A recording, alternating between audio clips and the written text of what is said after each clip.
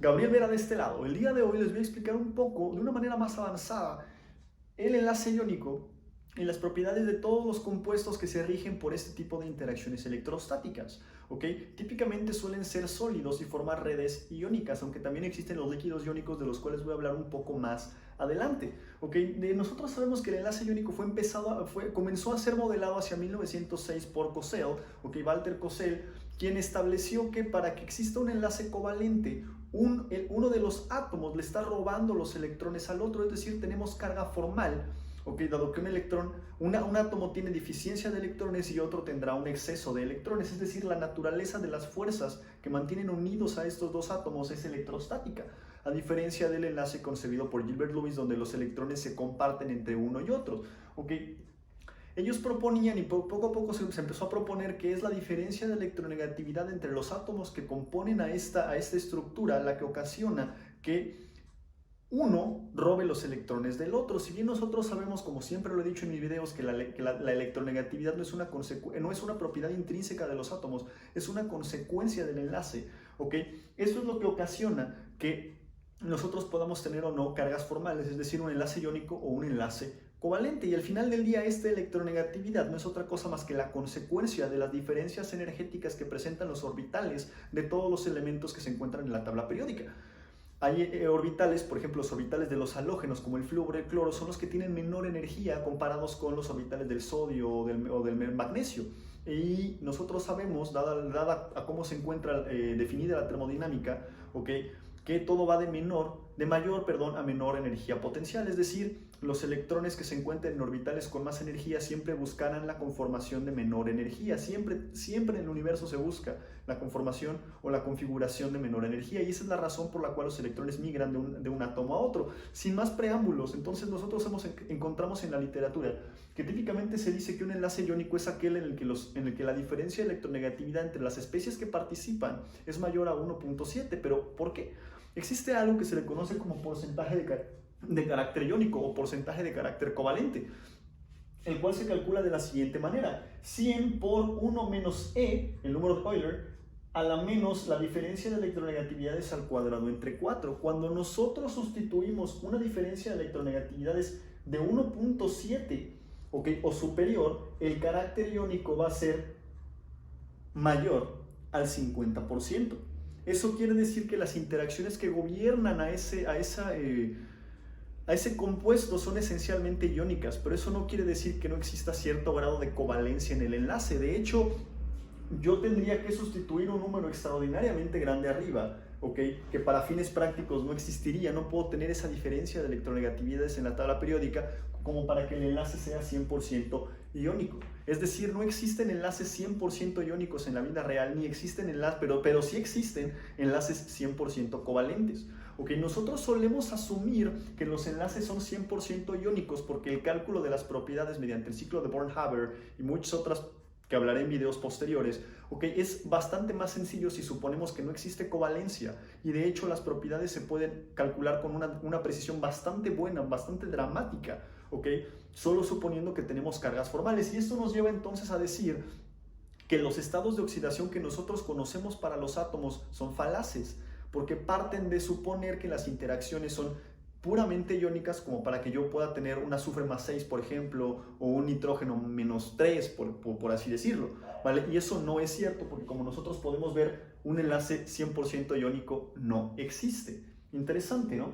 Entonces, recordemos que están estos compuestos unidos primordialmente, ¿ok? Más del 50% son fuerzas electrostáticas, y eso define algo que se le conoce como la energía de la red, y esta energía de la red definirá entonces sus propiedades, ¿vale? A mayor energía de red, mayor será la temperatura de fusión y mayor será la estabilidad de mi compuesto, ¿ok? Mayor será la dureza de mi compuesto.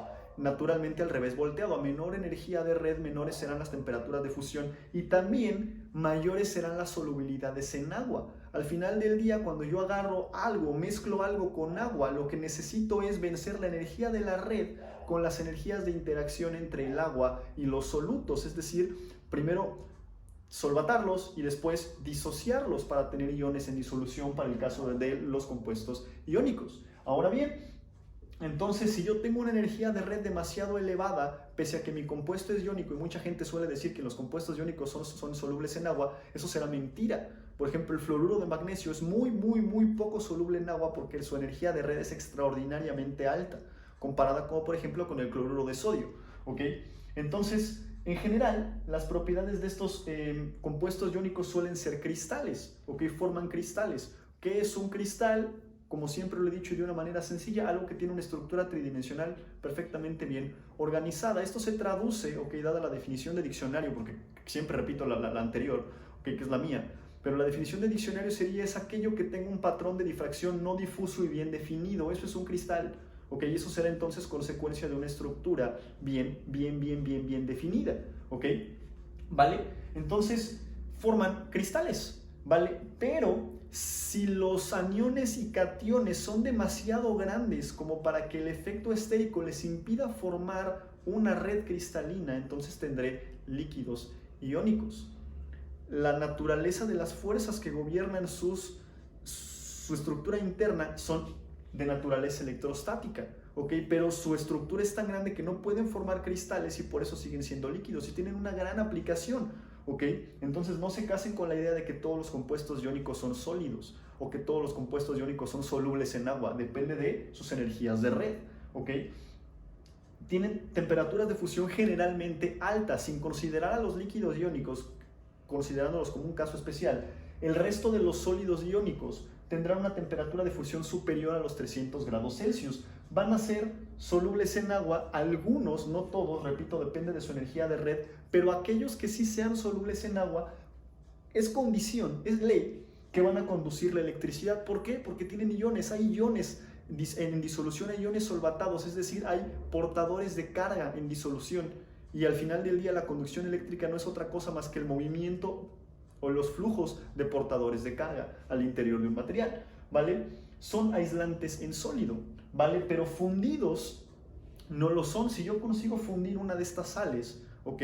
Y le mido su conductividad, veré que conducen la electricidad, ¿ok? Lo mismo ocurre con los sólidos, con los líquidos iónicos. Los líquidos iónicos todos conducen la electricidad porque están compuestos única y exclusivamente por iones, es decir, por portadores de carga, ¿vale?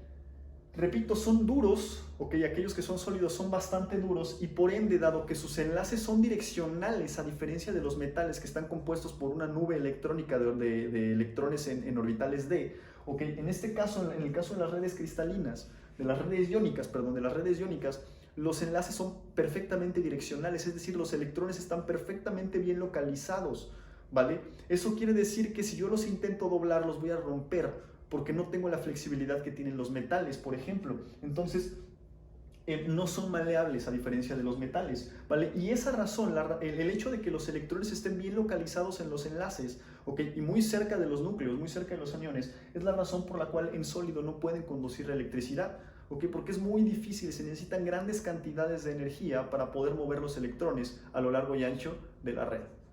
Sean felices.